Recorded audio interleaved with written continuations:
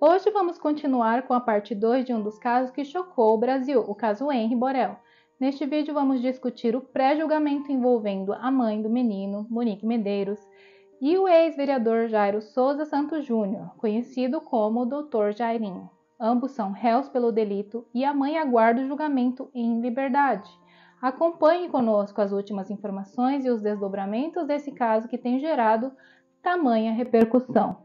Olá, investigadores enigmáticos! Esse é o canal Investigando Enigmas e eu sou a Michele Matsumura. Sejam muito bem-vindos! Primeiramente, gostaria de saber se vocês já assistiram a parte 1 desse caso. E se ainda não, recomendo que o assistam primeiro, antes desse, para poder entender o contexto dessa continuação, tá bom?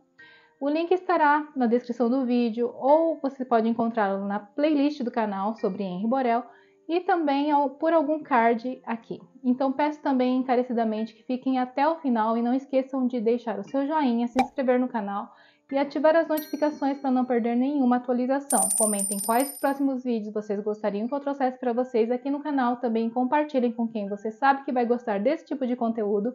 Nos sigam nas redes sociais para ficar sabendo quando sair vídeo novo que teremos toda semana. E sem mais delongas, vamos começar então? Ju, roda a vinheta!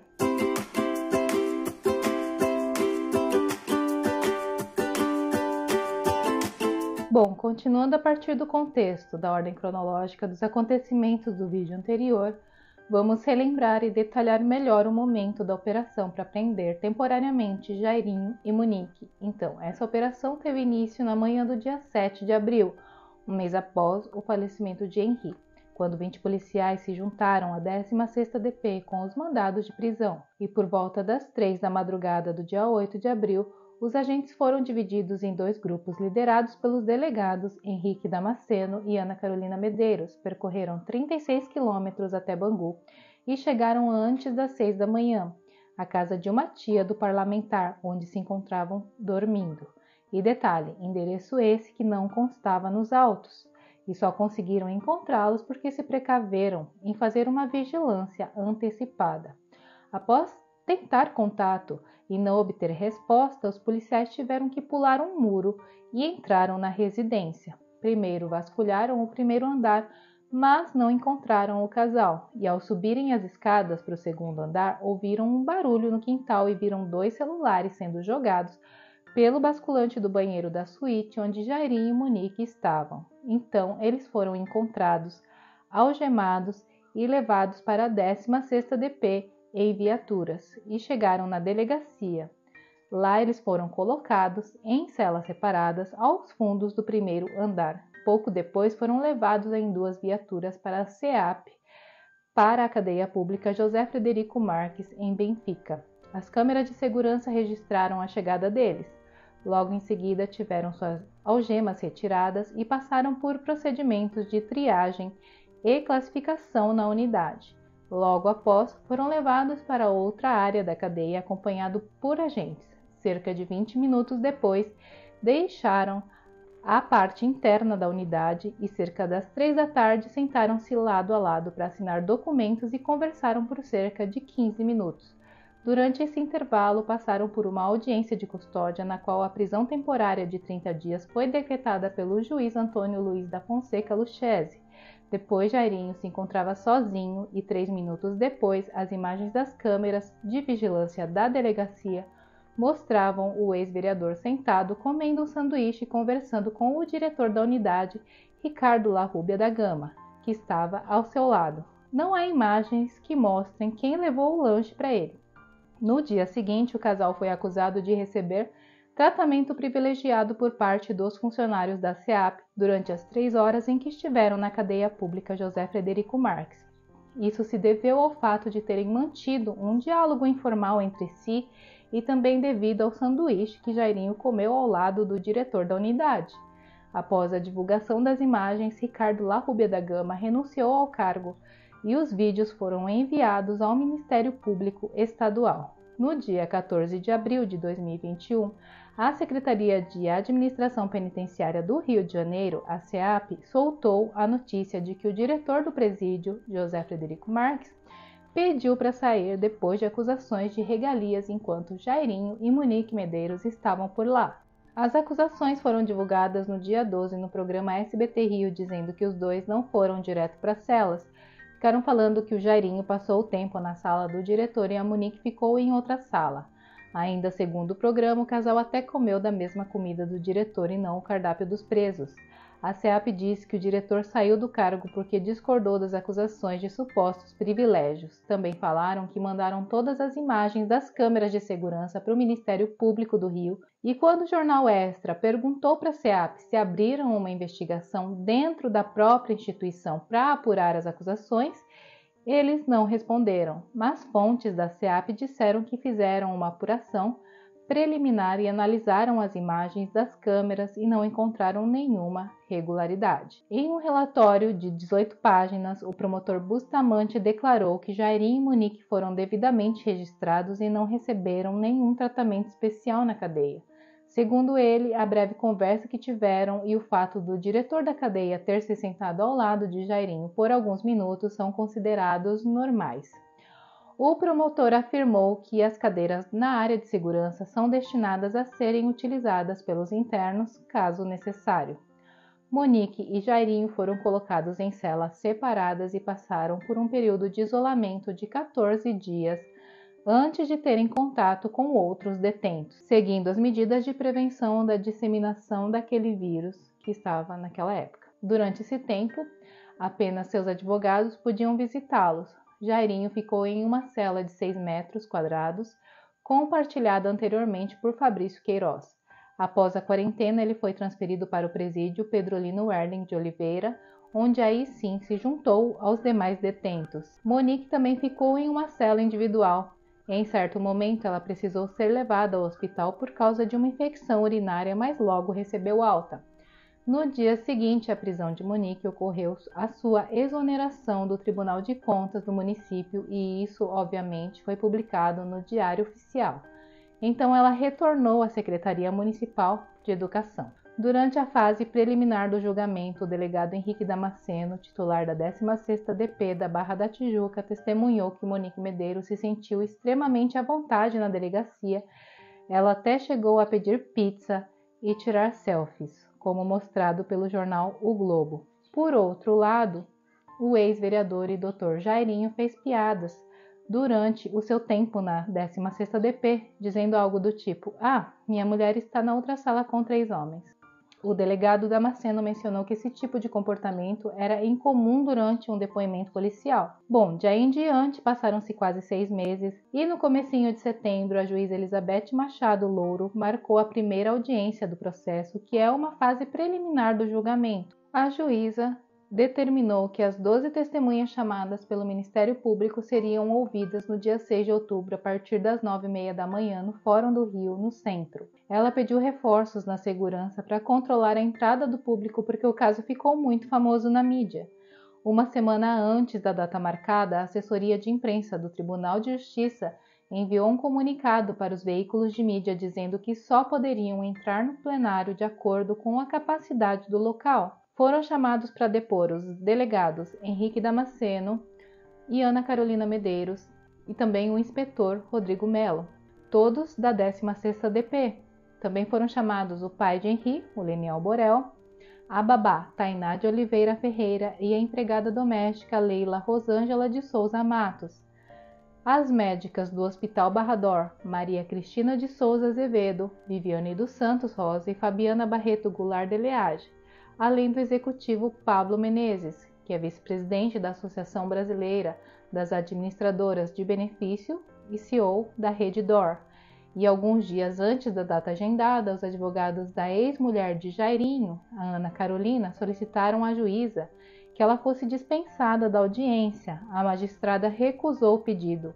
Então, a nutricionista entrou com um habeas corpus argumentando que foi casada com o ex-vereador por 20 anos, mas que não tinha nenhum conhecimento dos eventos descritos na acusação, portanto só poderia fornecer informações sobre o que ocorreu durante o relacionamento deles. O pedido de habeas corpus também foi negado.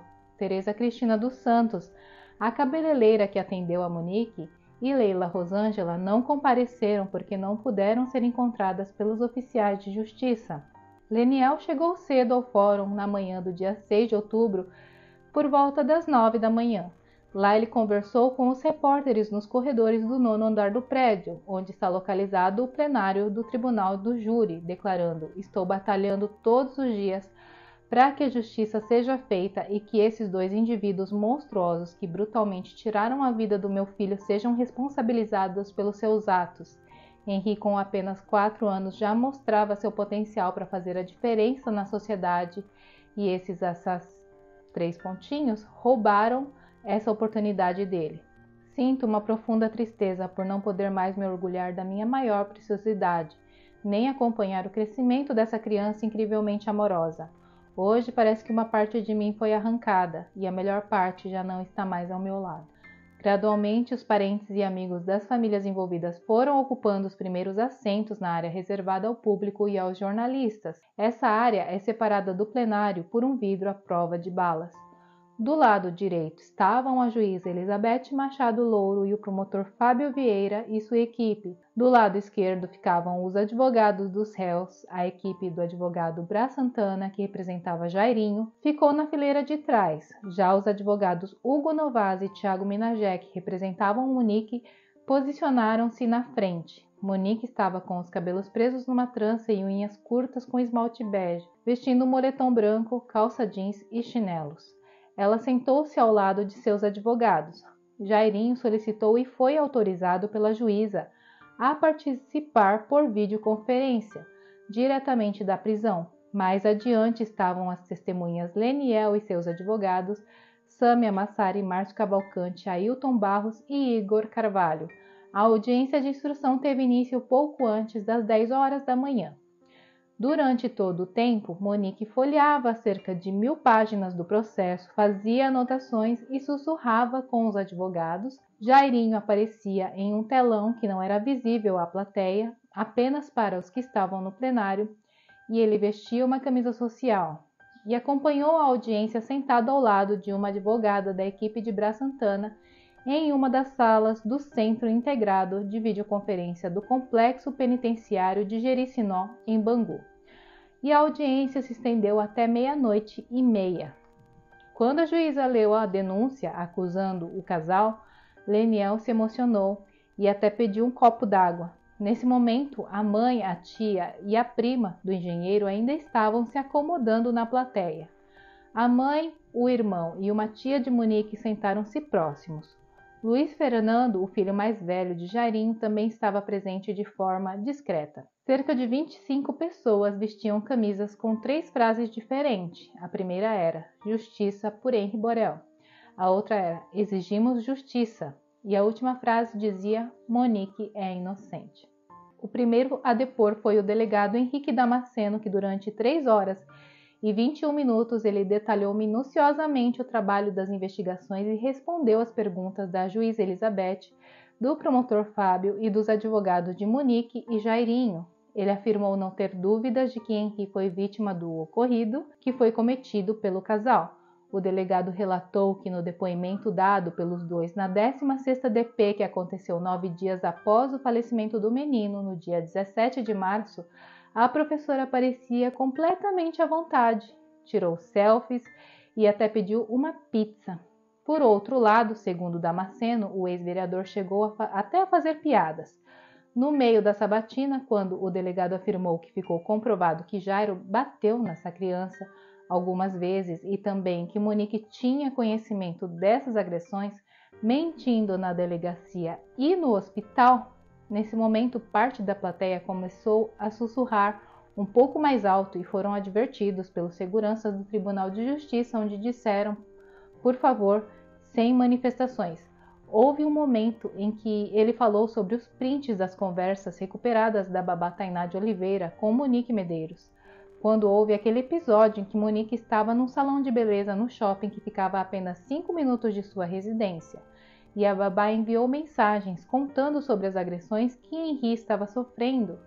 Tainá confirma que essa conversa aconteceu por volta das 16h30 da tarde e a Monique apenas chegou por volta das 19 horas. Foram quase 3 horas depois, mesmo sabendo que uma situação grave como essa estava acontecendo, onde o seu namorado estava trancado com seu filho dentro de um quarto e o agredindo. Lembrando um fato aqui que também foi relatado pela babá, é que ela contou que Monique, ao voltar do salão nesse dia após quase 3 horas, ainda chegou dizendo: vim o mais rápido que pude e ainda borrei a minha unha. Coitada, né? Ela ia ter que refazer as unhas.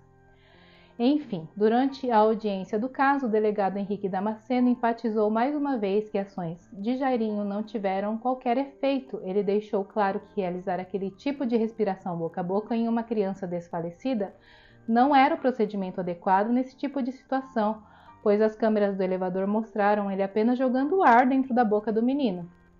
Damasceno também afirmou à equipe médica e os laudos periciais deixaram evidente que mesmo após tentativa de ressuscitação por longo período, o menino nunca apresentou batimentos cardíacos. Henri já tinha falecido quando chegou ao hospital, e devido a essas declarações, houveram vários conflitos com Tiago Minagé, que também se envolveu em discussões com o promotor Fábio Vieira.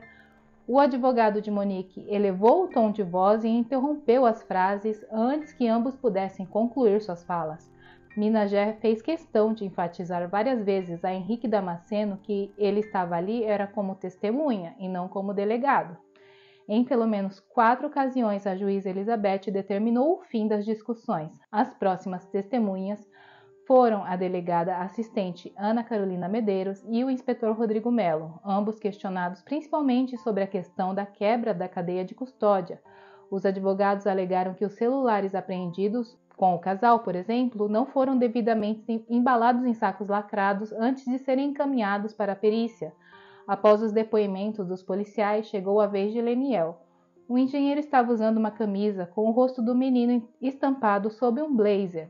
Ele começou a ser questionado pelo promotor sobre o seu relacionamento com Monique. Ele disse: estávamos enfrentando problemas no nosso casamento como qualquer outro casal. Nos separamos por volta da segunda metade de outubro e a partir daí cada um seguiu o seu caminho. Eu fiquei na minha casa e ela foi com Henri para a casa da mãe, em Bangu. Eles preferiram isso porque ficava próximo ao trabalho dela e era bom para o menino, pois tinha um quintal grande onde ele adorava brincar com o cachorro, relatou. O engenheiro também falou sobre como eles lidavam com as despesas cotidianas. Monique trabalhava como diretora em uma escola e ganhava cerca de R$6.000. No entanto, ela nunca contribuiu financeiramente em casa. Ela usava o dinheiro para ir ao salão, fazer as unhas, o cabelo. Quando nos casamos, eu dei a ela um cartão de crédito adicional para usar em qualquer coisa que precisasse. Esse cartão chegou a ter um limite de R$15.000. No momento da separação, eu tinha 3 empréstimos bancários. Leniel também mencionou a ambição da professora. Monique sempre quis que eu vendesse o apartamento e comprasse uma casa maior em seu nome. Ela sempre foi ambiciosa. Em outubro, ela mencionou que queria ter independência financeira. Naquela época, eu não compreendi completamente o que isso significava, mas agora percebo que ela só queria se envolver com Jairo por causa de sua ambição. Ele também abordou o relacionamento com o filho após a separação e a mudança de sua ex-esposa e Henri para o condomínio Majestic, onde Jairinho residia. Entre novembro e dezembro, Monique expressou o desejo de sair de Bangu. Na época, fiquei muito preocupado, pois meu filho nunca havia dormido sozinho em seu próprio quarto. Ele sempre ficava conosco na cama. No primeiro fim de semana em que ele buscou o menino no novo apartamento, Leniel relatou ter ouvido queixas sobre a convivência com Jairinho. Ele entrou no carro e disse: "O tio machuca, o tio dá abraço forte." Perguntei se ele não havia contado isso para a mãe. Ele respondeu que contou, mas que ela teria dito que era apenas um sonho dele. O engenheiro mencionou que o filho vinha se recusando a voltar para o Majestic. Ele chegou a incentivar Henri, dizendo para ele voltar para casa, porque a mamãe era boa. No entanto, o menino respondeu: "Não, papai, a mamãe não é boa. A mamãe é uma mamãe má." Um momento emocionante no tribunal ocorreu quando Leniel cantou Mãezinha do Céu, uma música cantada por Henri em um dos seus últimos registros, em um vídeo postado nas redes sociais. Tanto ele quanto Monique foram às lágrimas, assim como alguns membros da plateia também. Ana Carolina, ex-mulher de Jairinho, prestou depoimento como informante sem a obrigação de dizer a verdade, como as testemunhas. Ela estava usando um grande casaco preto, com os cabelos presos, máscara de proteção e um protetor facial sobre o rosto. Antes de começar a falar, a juíza advertiu: se não conseguirmos ouvir a sua voz no microfone, você terá que tirar isso.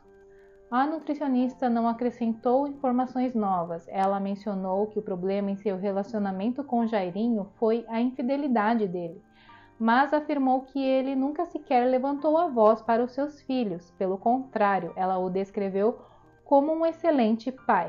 Após o depoimento do executivo Pablo Menezes, que é o conselheiro do Instituto DOR, ele repetiu o que havia dito na delegacia. Ele disse a Jairinho que não atenderia a nenhum pedido ilegal e tinha a certeza de que os profissionais do hospital também não o atenderiam.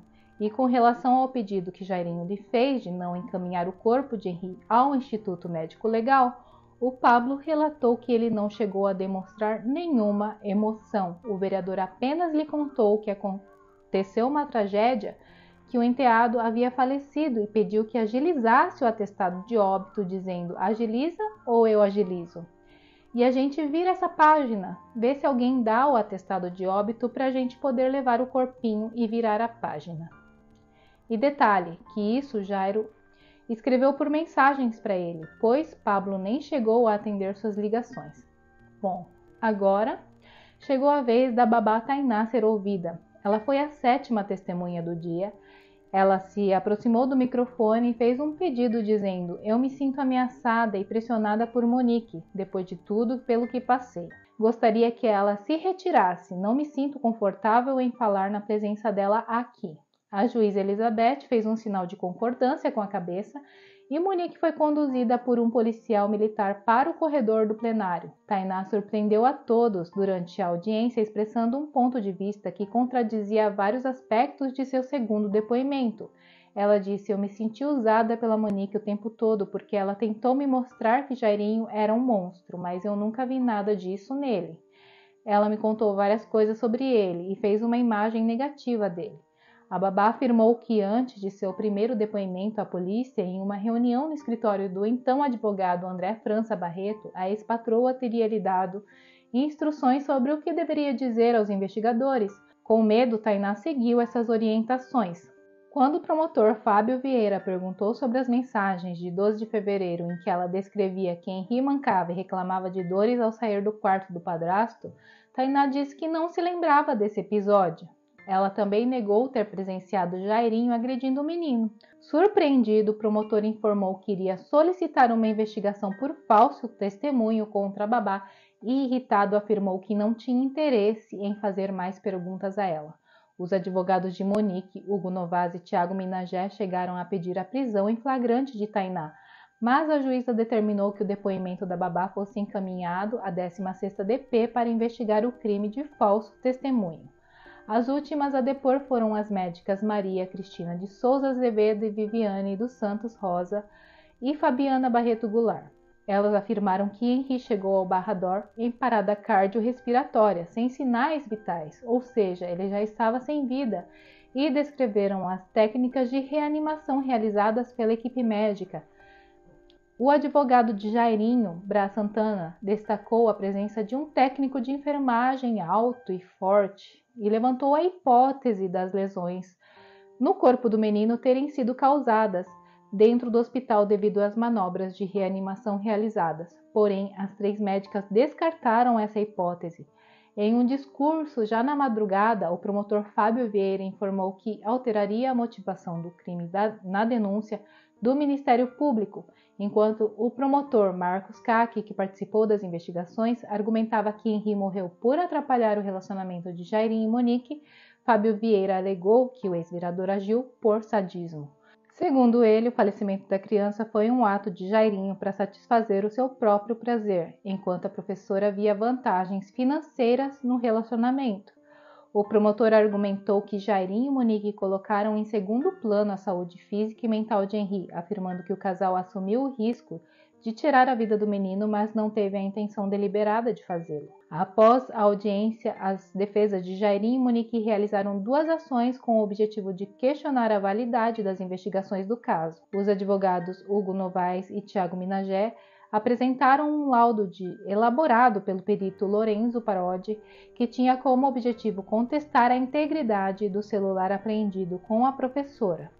No relatório, Lorenzo alegou que o dispositivo foi indevidamente manipulado com a criação e alteração de arquivos antes de ser encaminhado para a perícia no Instituto de Criminalística Carlos Éboli. No entanto, durante a audiência, o delegado Henrique Damasceno já havia descartado qualquer possibilidade de adulteração. Alguns dias mais tarde, ainda no mês de outubro, o coronel Jairo decidiu contratar a advogada Flávia Frois para assumir sua defesa. Flávia é conhecida por representar traficantes famosos como Márcio dos Santos Nepomuceno, também conhecido como Marcinho VP, um dos líderes do Comando Vermelho, uma das maiores organizações criminosas do Rio de Janeiro. A advogada Flávia Frois também contratou o perito Sami El Jundi, que também é professor de criminalística e doutor em medicina legal, para elaborar um laudo sobre a necrópsia realizada no corpo de Henri. Em um documento de 15 páginas que acabou vazando para os repórteres, Sami apontou falhas no procedimento e sugeriu que o menino sofreu um acidente doméstico, resultando em um traumatismo craniano devido à queda da cama e ficando inconsciente. Segundo o relatório, ao ser levado ao Barrador, a criança teria sofrido uma lesão no fígado devido às manobras de reanimação.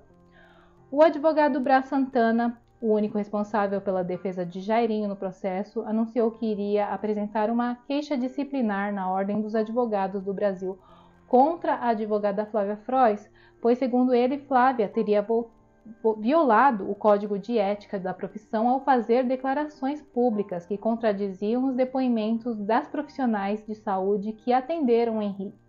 Dias antes, Flávia havia concedido uma entrevista afirmando que o caso era o maior erro judiciário da história. Mesmo com os depoimentos das médicas que afirmaram que a criança já chegou ao hospital sem vida, tanto na delegacia quanto em juízo. Os ministros Reinaldo Soares da Fonseca, Jorge Mussi, Joel Lampa Ciornic e Ribeiro Dantas, da 5ª Turma do Superior Tribunal de Justiça, rejeitaram no dia 27 o recurso do Ministério Público Estadual e do Ministério Público Federal contra a revogação da prisão preventiva da professora Monique Medeiros da Costa e Silva, acusada de tortura e OMI contra o seu próprio filho. Os recursos questionavam a decisão do ministro João Otávio de Noronha, que atendeu ao pedido dos advogados Camila Jacome, Hugo Novaes e Tiago Minagé, e permitiu que ela respondesse ao processo em liberdade. Seu ex-namorado, Jairo, também teve o recurso da defesa rejeitado e continua preso pelos crimes. No recurso da MPF, que foi obtido pelo jornal Extra, o procurador regional da República, Oswaldo Capilari Júnior, mencionou a necessidade de garantir a segurança e a tranquilidade das testemunhas do processo. Ou seja, se houve uma ameaça às testemunhas e ainda existe a possibilidade delas prestarem depoimento durante o julgamento, a ameaça e a necessidade de proteger a integridade do processo permanecem presentes. Além disso, é necessário manter a segurança e a tranquilidade das testemunhas que trabalhavam até pouco tempo atrás como empregadas da acusada. Esse medo delas é justificado também pelo descumprimento da condição imposta pelo tribunal ao substituir a prisão preventiva por monitoramento eletrônico, que incluía algumas restrições, como, por exemplo, a proibição de postagens em redes sociais, conforme demonstrado pelo Ministério Público Estadual. No recurso do MPE, o promotor Rodrigo de Almeida Maia, o procurador Orlando Carlos Neves Belém e o subprocurador Roberto Moura Costa Soares destacaram que a prisão preventiva de Monique é necessária devido à gravidade concreta das acusações que envolvem o homem e a tortura de uma criança de 4 anos, bem como a coação de testemunhas e a manipulação do processo. A 5ª Turma do Superior Tribunal de Justiça, o STJ, confirmou a decisão que revogou a prisão preventiva de Monique Medeiros e, no mesmo julgamento, negou o pedido de liberdade para Jairo Souza Santos Júnior.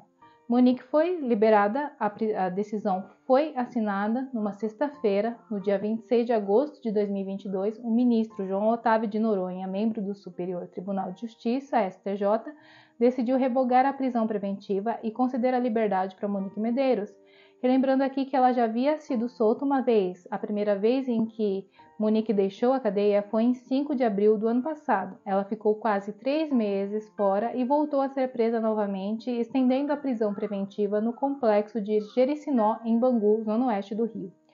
A defesa havia solicitado um habeas corpus que não foi analisado, mas o ministro concedeu de ofício, ou seja, significava que isso foi por sua própria iniciativa, por vontade própria. Em sua decisão, o ministro afirmou: não analiso o presente habeas corpus, mas concedo a ordem de ofício para revogar a prisão preventiva da ré, garantindo o direito de responder ao processo em liberdade, sem descartar a possibilidade de uma nova medida cautelar ser decretada com base em circunstâncias atuais. O ministro João Otávio de Noronha considerou que a 7ª Câmara Criminal do Tribunal de Justiça do Rio não apresentou fundamentos adequados e contrarrespostas adequadas ao suspender a prisão domiciliar de Monique Medeiros, que havia sido concedida pela juíza Elizabeth Machado Louro.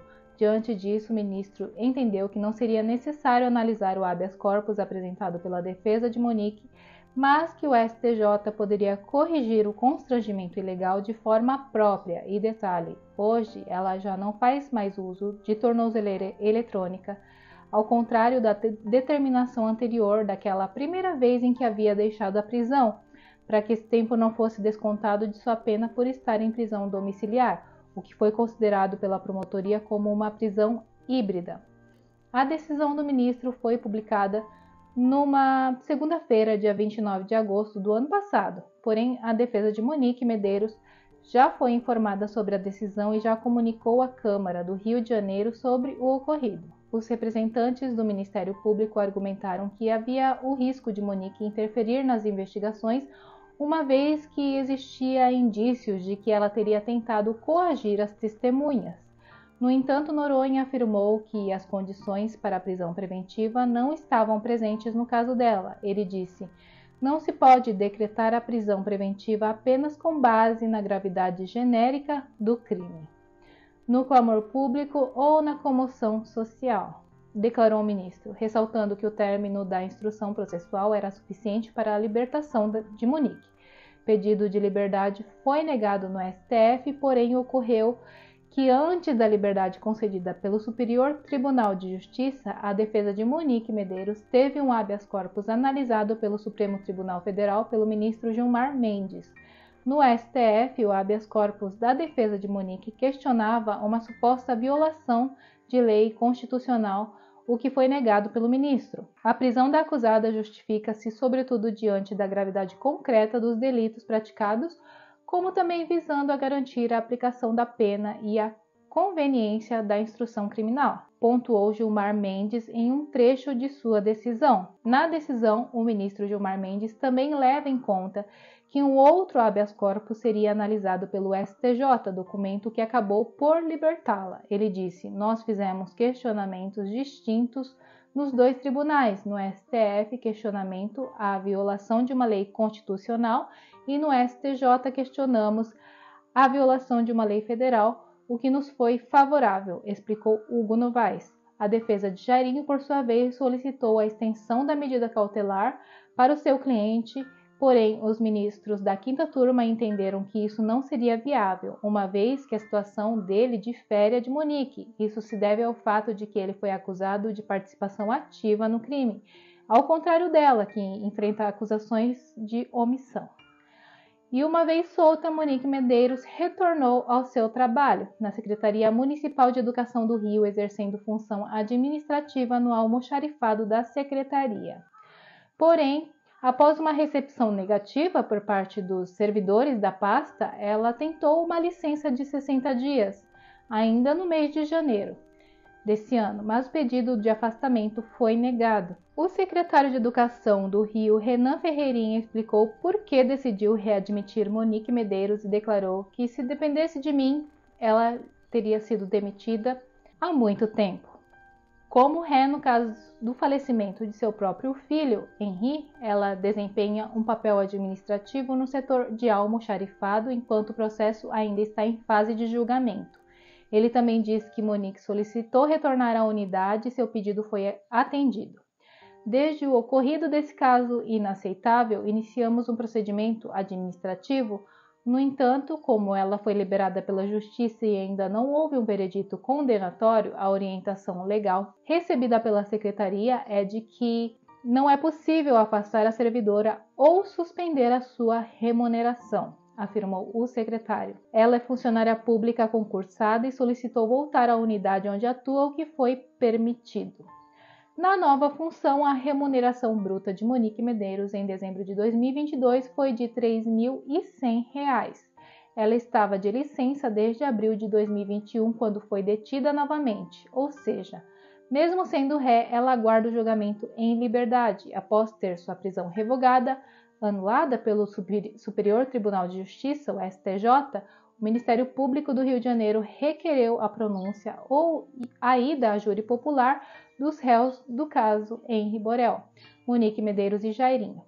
A pronúncia é um rito jurídico que aponta a materialidade suficiente de que houve um crime contra a vida e que deve ser julgado por um júri popular. A decisão final sobre o júri caberá à juíza Elizabeth Machado Louro, que ouvirá ainda as manifestações do assistente de acusação e das defesas dos réus. Pelo menos, a Justiça do Rio de Janeiro determinou que Jairo Souza Santos Júnior, conhecido como Dr. Jairinho, e Monique Medeiros, mãe de Henri Borel, sejam levados a júri popular, sim, pelo assassinato do menino. Mas lembrando aqui que Monique já foi absolvida das acusações de tortura, contra o menino, falsidade ideológica e fraude processual. O júri será composto por 25 cidadãos, dos quais apenas 7 serão sorteados para formar o conselho de sentença. Serão realizados novos depoimentos de testemunhas e interrogatórios dos acusados antes de decidir sobre a condenação ou a absolvição do casal. Em relação à data do julgamento de Jairinho e Monique, a juíza Elizabeth Louro informou que a expectativa é que isso ocorra no meio do ano de 2024, do ano que vem, após a apresentação de recursos pelas defesas pelo Ministério Público. Monique, ao contrário de Jairinho, está em liberdade, aguardando julgamento em liberdade, ambos acusados de homem, triplamente qualificado com penas que podem chegar a 30 ou 40 anos de prisão. Ambos negam o envolvimento no falecimento de Henri, embora durante o processo eles tenham adotado discursos inicialmente alinhados. Agora eles acusam um ao outro. O juiz será responsável por elaborar sentença e estabelecer a pena. Apesar de Monique Medeiros estar em liberdade, uma das poucas restrições que tem agora é que teve que entregar seu passaporte à justiça. E devido à acusação de tortura, ter sido retirada, o pai de Henri, Daniel Borel, pretende recorrer para que Monique e Jairinho sejam julgados também por esse crime. A defesa de Monique Medeiros e Jairinho informou que vai recorrer da decisão alegando parcialidade da juíza e buscando instâncias superiores. No dia 16 de março, após um longo processo de investigação, o Conselho Regional de Medicina, o CREMER, decidiu cassar o registro médico do Dr. Jairo Souza Santos Júnior, o que impede que ele exerça a medicina não apenas no Rio de Janeiro, mas em todo o país. Ele permanece preso no presídio de Bangu, na zona oeste do Rio de Janeiro, e desde a prisão temporária, logo após o falecimento do menino Henri. A decisão foi tomada por unanimidade. E para finalizar aqui, só uma curiosidade é que no mês passado, numa quinta-feira, dia 18 de maio, o programa Linha Direta da TV Globo apresentou o caso de Henri. Porém, os advogados que representam Jairinho tentaram impedir a exibição do caso no programa Linha Direta, apresentado por Pedro Bial. Segundo a defesa, a imprensa não possui autoridade policial para solicitar a prisão preventiva e não tem poder para conduzir a instrução criminal ou proclamar veredito. No entanto, o recurso foi analisado e negado pelo ministro Gilmar Mendes, do STF, que autorizou a exibição do programa. A exibição do programa causou impacto na população, mostrando os últimos momentos de vida do menino e gerando grande repercussão nas redes sociais. Bom, enfim, chegamos ao fim desse vídeo sobre o pré-julgamento do caso Henri Borel. Acompanhamos os desdobramentos dessa triste história que tem despertado a atenção e a indignação de tantas pessoas. É importante ressaltar que o processo ainda está em andamento e muitas questões serão esclarecidas durante o julgamento final, que ainda está por vir. Aí sim saberemos as sentenças Então, continuaremos acompanhando de perto para trazer as últimas atualizações. Gostaríamos de lembrar que o objetivo desse conteúdo é promover a reflexão e o debate sobre temas relevantes para a sociedade. É fundamental que a justiça seja feita e que a verdade prevaleça. Nossos pensamentos e solidariedade estão com a família do pequeno Henri Borel. E se você ficou até aqui, muito obrigada. Agradeço também para quem deixou o seu like, compartilhou com seus amigos, comentaram a sua opinião sobre o assunto. Também convido a vocês que ainda não são inscritos para se inscreverem no canal para acompanhar mais conteúdos relacionados a casos emblemáticos e temas importantes como foi esse. Temos um compromisso marcado até a próxima atualização, tá ok? Que a busca pela justiça seja incansável e que casos como o de Henri Borel nos sirvam de alerta e inspiração para construirmos uma sociedade mais justa e segura para todas as crianças. Um grande beijo! Fiquem com Deus e tchau!